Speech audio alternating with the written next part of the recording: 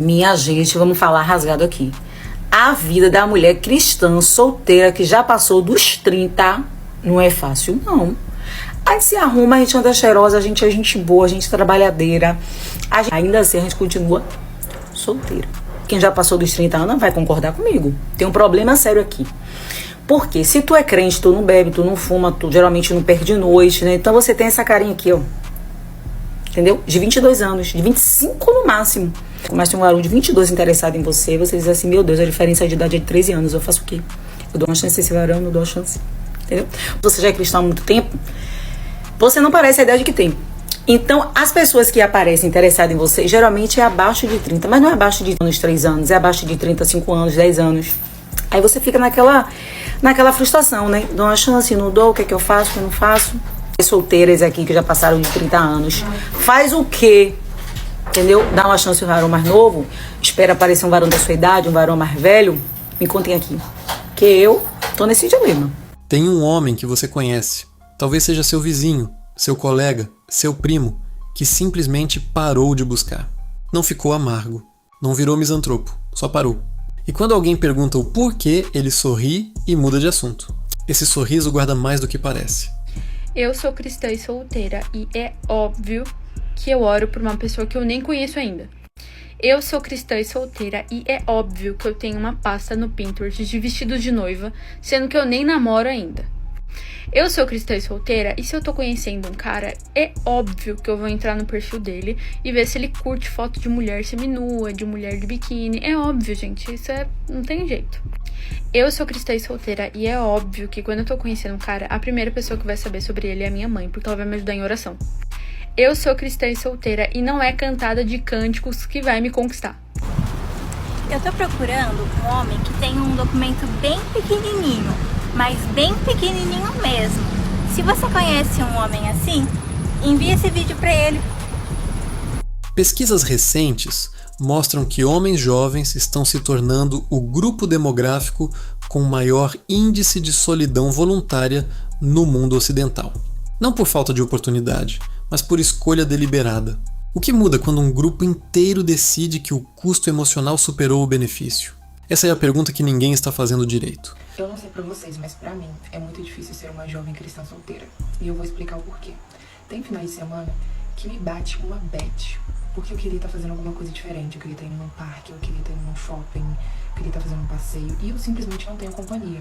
Porque as minhas amizades, as meninas da minha idade que eu conheço, que eu tenho amizade, elas já são casadas. Ah, mas você pode sair sozinha, você pode ir no cinema sozinha.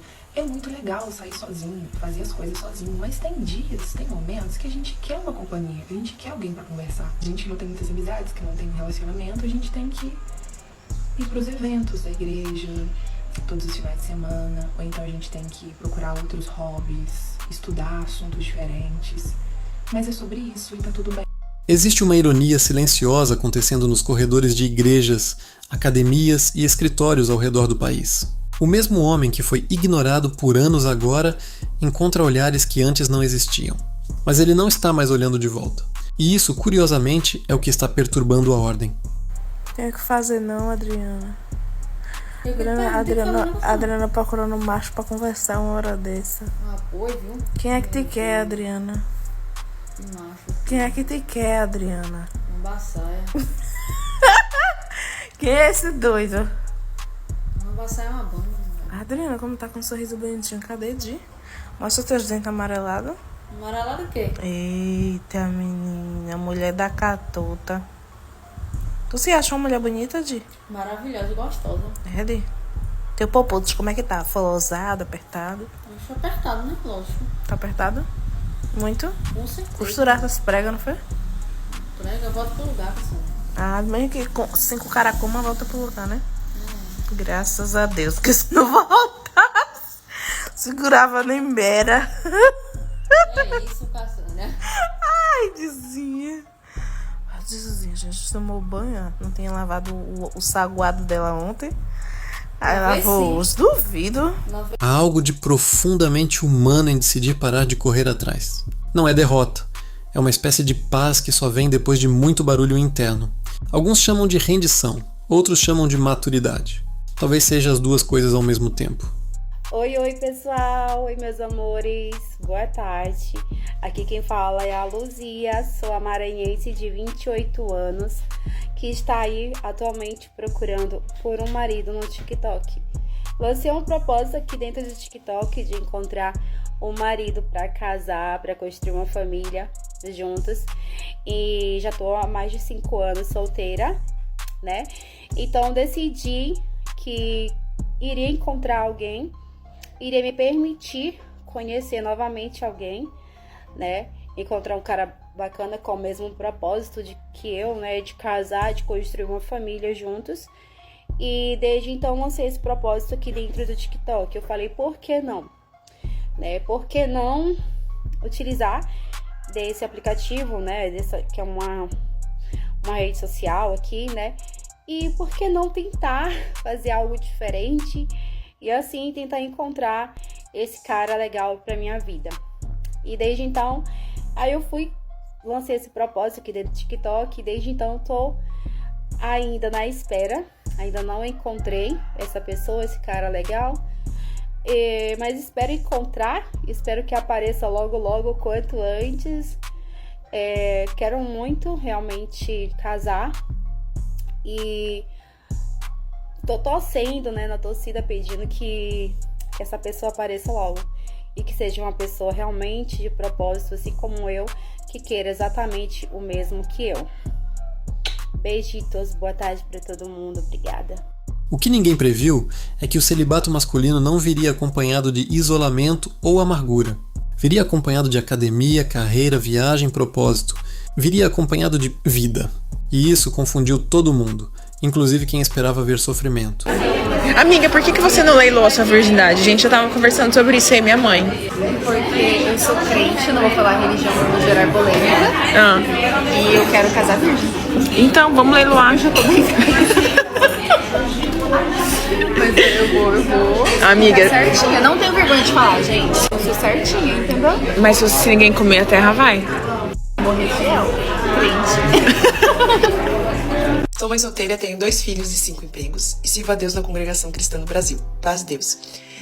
Gente, esses dias alguém comentou, um homem, né? Comentou no meu vídeo e falou assim: talvez se a minha ex fosse 10% do que você mostra ser, talvez eu estaria servindo a Deus ainda. Eu estaria casado servindo a Deus. Gente, desde quando você pode pôr a culpa em outra pessoa de você servir ou não a Deus? Peraí. A salvação é individual, não é? Ainda mais pra quem tem que ser a coluna da casa. Tem que ser o homem que cuida, né, dessa parte espiritual. Ou seja, um símbolo de fortaleza. Aí tá me dizendo que por causa de uma mulher não serve mais a Deus? Parou? Como, gente? A salvação é individual, a salvação é sua. Você não tem como terceirizar isso pra outra pessoa. Se você não serve a Deus é porque você não quer. É porque você não consegue. É você. Não adianta falar que foi que fulano me falou isso. Fulano me falou aquilo. Gente, eu juro pra vocês. Se eu fosse terceirizar a minha culpa por algum motivo parar de servir a Deus, oh meu Deus. Eu não precisaria fazer da igreja nunca mais. Mas não, eu sirvo a Deus porque eu quero. Eu sirvo a Deus por conta da salvação da minha alma. Eu sirvo a Deus porque eu quero ensinar meus filhos o caminho que é certo. Tudo parte de mim. Agora, eu falar que eu não vou servir a Deus porque eu me separei. Eu não vou servir a Deus porque eu briguei com alguém. Eu vou parar na graça porque aquele irmão me falou uma coisa. Nunca. Nunca. Porque minha vida é só eu e Deus. O que eu faço ou deixo de fazer é eu e Deus. Então pra que falar que a culpa é de outra pessoa?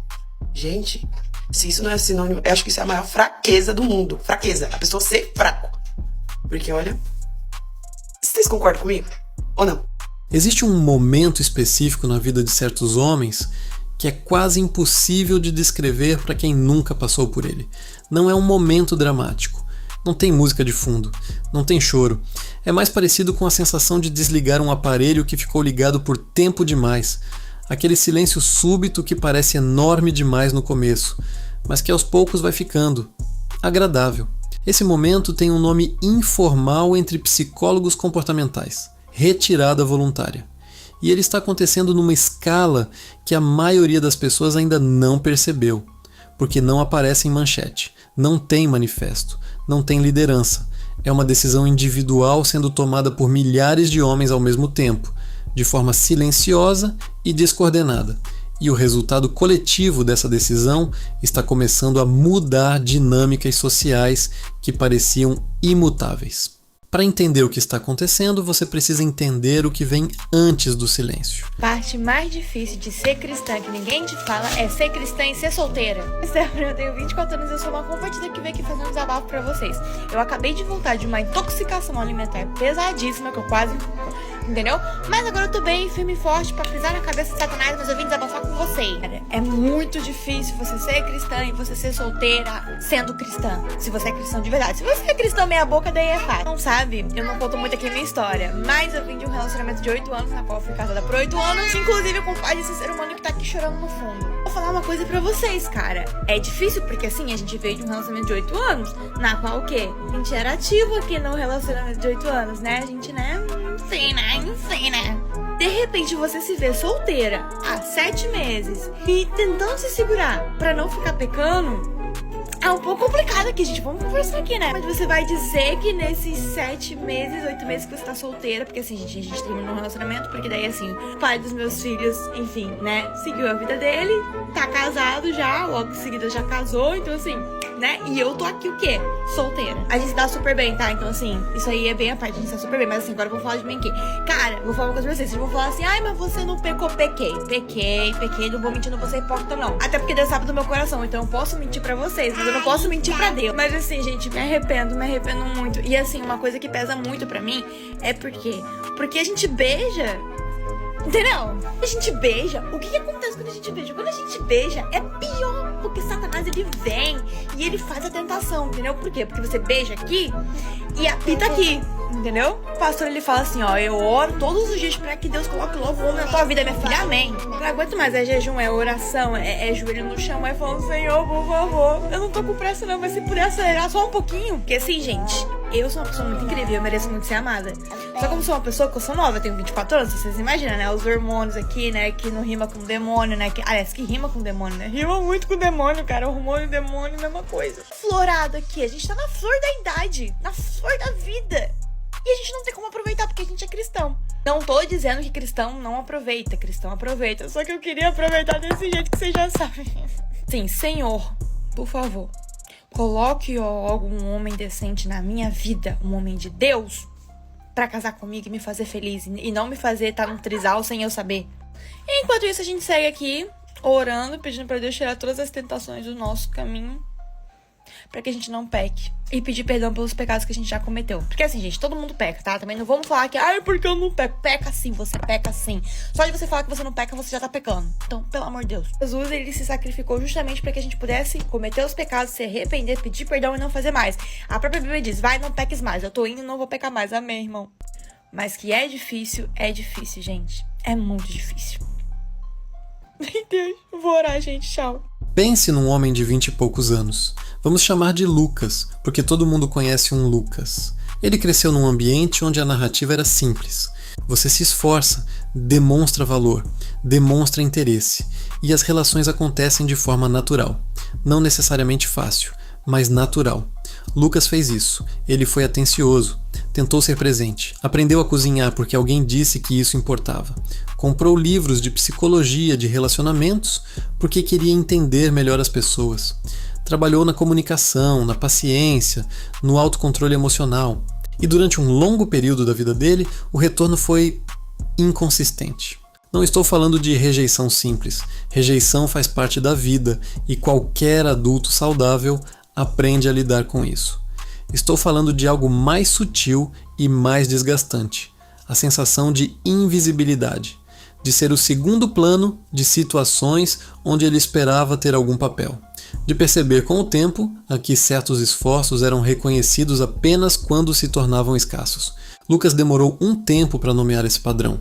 E quando nomeou, tomou uma decisão que poucas pessoas ao redor dele conseguiram compreender. Ele parou. Não parou de se desenvolver. Não parou de sonhar. não parou de querer conexão.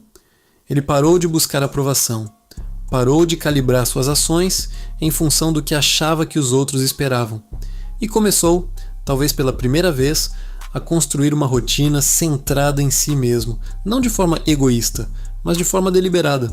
Meu esposo, a paz do Senhor, estou aqui gravando mais um vídeo solteira para o nosso próximo trabalho. Era para você estar do meu lado, representando aqui o corpo de obreiros. Mas você ainda não apareceu, então aonde você estiver, se esse vídeo chegou até você, eu peço que ainda esse ano você apareça, porque eu vou casar ainda esse ano. Por favor, aparece logo. Meu Deus, não aguento mais. Meu filho, pelo amor de Jesus. Vamos. Agilize. Vamos juntos fazer missões. Jerusalém, Judeia, Samaria e até os confins. Vou postar esse vídeo. O que aconteceu depois é o que torna essa história interessante. Alguns meses depois dessa decisão, Lucas notou algo estranho. As mesmas pessoas que mal o reconheciam antes passaram a notar sua ausência. O espaço que ele havia ocupado de forma ansiosa agora, simplesmente vazio, parecia maior do que antes. Conversas que antes ele iniciava deixaram de acontecer, e quem estava do outro lado começou a perceber a diferença. Isso não é uma história de vingança. Não estou contando para dizer que Lucas ganhou alguma coisa. Estou contando porque essa experiência, com variações, nuances e contextos diferentes, está se repetindo em número crescente, e o impacto social disso ainda não foi totalmente mapeado. Porque Lucas não é um caso isolado, Lucas é uma geração. Existe uma mudança comportamental acontecendo em determinados grupos masculinos que é difícil de categorizar de forma simples. Ela não cabe bem na categoria de homem amargo. Não cabe na categoria de homem misógino. Não cabe nem na categoria de homem que desistiu da vida. Ela está mais próxima de algo que estudiosos de comportamento chamam de recalibração de investimento emocional. Uma decisão, consciente ou não, de redistribuir energia de formas mais sustentáveis. E o que chama atenção não é a decisão em si, é o contexto onde ela está emergindo com mais frequência. Comunidades religiosas, que historicamente funcionaram como estruturas de conexão social, inclusive romântica, estão sendo observadas como um dos ambientes onde essa dinâmica aparece de forma mais visível. Não porque a religião em si cause isso, mas porque esses ambientes concentram uma combinação particular de fatores, expectativas de comportamento definidas, papéis sociais demarcados e uma visibilidade comunitária que torna certas ausências muito mais perceptíveis. Quando um homem presente, estável e engajado numa comunidade como essa começa a se retirar, não dramaticamente, mas gradualmente, a percepção coletiva muda. E essa percepção, curiosamente, costuma chegar tarde. Vou pausar aqui por um segundo porque preciso ser honesto sobre algo. Esse vídeo poderia ir para um lugar muito fácil. Poderia se tornar um exercício de apontar dedos, de construir narrativas de culpa, de fazer a audiência sentir raiva ou superioridade em relação a algum grupo. Esse tipo de conteúdo existe aos montes, gera clique fácil, não constrói nada. O que me interessa aqui é diferente. Me interessa entender o que está acontecendo de verdade com a experiência masculina contemporânea. E por que parte dessa experiência está levando a escolhas que, décadas atrás, seriam impensáveis. Porque o celibato masculino voluntário, especialmente entre homens jovens com vida ativa, propósito e conexão social, não é o que a cultura popular imagina. Não é o estereótipo do homem solitário no quarto escuro. É, em muitos casos, uma resposta racional a um cálculo emocional que não fechou. Existe um conceito em economia comportamental chamado custo de oportunidade. Simplificando, toda vez que você investe tempo, energia ou recursos em alguma coisa, está implicitamente abrindo mão de outras coisas que poderia fazer com esse mesmo recurso. O custo de oportunidade não é o que você paga, é o que você deixa de ganhar em outro lugar. Agora aplique esse conceito às relações humanas. Por gerações, a equação romântica foi construída sobre uma assimetria relativamente aceita. Homens investiam esforço, tempo e atenção de forma proativa. Mulheres tinham a prerrogativa de selecionar. Esse modelo funcionou dentro de certas estruturas sociais e culturais. Com a transformação dessas estruturas, independência financeira feminina, mudança de papéis sociais, digitalização das relações, a equação começou a se reorganizar. O que muitos não previram é que os homens também iriam reorganizar sua parte nessa equação. Quando o investimento emocional consistentemente não gera retorno proporcional, ou quando o retorno chega tarde demais em condições que mudaram, parte dos investidores decide realocar capital. Isso não é crueldade, é aprendizado. É o mesmo mecanismo que faz qualquer pessoa rever prioridades depois de experiências repetidas que não entregam o que prometem. Mas tem uma camada nessa história que vai além da lógica econômica, e é aqui que a conversa fica realmente interessante. Porque não estou falando apenas de homens que desistiram das mulheres. Estou falando de uma mudança mais profunda na forma como certos homens estão construindo identidade. E essa mudança tem a ver com uma pergunta que talvez seja a mais fundamental de todas. Quem sou eu quando ninguém está me assistindo? Por muito tempo, a identidade masculina foi construída de fora para dentro. O homem se tornava algo em função do papel que ocupava: marido, pai, provedor, protetor. A validação vinha do exterior. O senso de propósito estava vinculado à presença de outros. O que está emergindo agora, e isso é genuinamente novo, é um número crescente de homens construindo identidade de dentro para fora, que descobriram, ou estão descobrindo, que têm projetos, curiosidades, valores e uma vida interior que existe independente de validação externa. Que o propósito não precisa vir de um papel social. Que a paz interna não é o prêmio de consolação para quem não conseguiu, é uma conquista própria. Aqui entra a dimensão que mais me fascina nessa história toda. Existe uma ironia silenciosa, delicada, mas muito real, na dinâmica que está se desenvolvendo em certos contextos sociais. O homem que investia energia em ser notado e não conseguia atenção proporcional é, com frequência, o mesmo homem que hoje não está mais buscando essa atenção e que por isso mesmo tornou-se mais visível. Isso não é teoria, é observação documentada de comportamento humano. A escassez, mesmo quando é de presença, de atenção, de disponibilidade, funciona como sinal. E quando o sinal muda, a percepção muda junto. Não estou dizendo que essa é a motivação dos homens que fazem essa escolha. Na maioria dos casos, não é. A maioria não está fazendo jogo, está simplesmente construindo uma vida que faz sentido para eles. O efeito colateral, a mudança na percepção de quem está ao redor, é quase sempre inesperado. E é justamente esse efeito colateral que está gerando uma certa turbulência emocional em alguns ambientes. Se esse vídeo te fez pensar em algo, uma situação que você viveu, uma pessoa que você conhece, um padrão que você reconheceu, escreve nos comentários. Não precisa ser uma grande análise, pode ser uma linha só. Esse tipo de troca é o que torna essa conversa real. E se você chegou até aqui, provavelmente isso importou de alguma forma para você. Inscreva-se no canal, não porque peço, mas porque esse é o tipo de conteúdo que a gente continua construindo aqui, semana após semana. Um like também ajuda mais do que parece, e faz esse vídeo chegar em quem precisa dessa conversa. Até o próximo.